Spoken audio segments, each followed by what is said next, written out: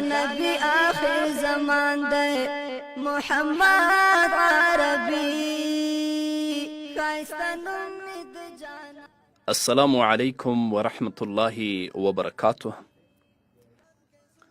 حافظ عبداللطیف حکیمی له سپین بولدک څخه سلامونه رالیږلي او د سلام نه یې وروسته لیکلي چې زه یوه پوښتنه لرم چې د مسجد په بام یا د مسجد پر سقف باندې لمونځ کول څنګه دي،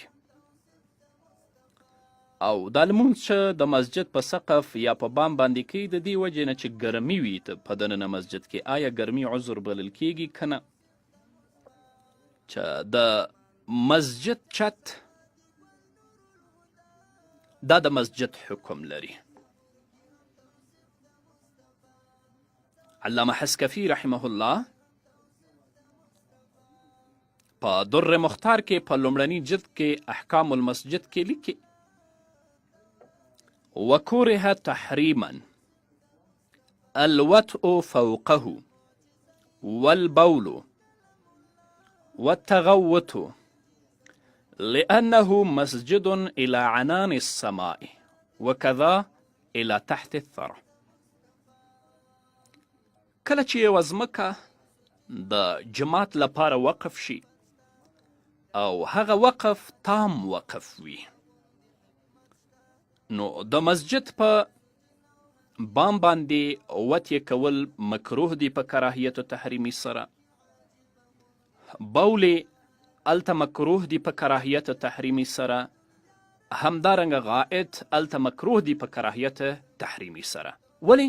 لأنه مسجد الى عنان السماء، تر آسمانه پورې دا مسجد دی، وکذا الى تحت الثرى، همدارنګه تر تحت الثرى پورې دا مسجد دی. نو نه دا د چا په ملکیت کې راتلی شي، نه څوک پکې شخصي تصرف کولی شي، او نه یې څوک په میراث وړی شي. همدارنګه همدغه مسئله بحر رایق او هندیه په لومړني جلد کې 109 صفحه کې په تفصیل سره څیړلې الته لیکي چې د مسجد په بام باندې وطیې، د مسجد په بام باندې بول او د مسجد په بام باندې غائط کول دا ټول مکروه دي په کراهیت تحریمي سره، ځکه چې لأن سطح المسجد له حکم المسجد، د لپاره حکم د جماعت دی. نو که څوک د مسجد په بام باندې لمونځ کوي نو د مسجد د بام لپاره هم حکم د مسجد دی. او څه چې تا ذکر کړه چې ډیره سخته ګرمي وي، هلته په مسجد کې لمونځګزار لپاره مشقت وي، تکلیف وي، نو دغه خو عذر بلل کیږي.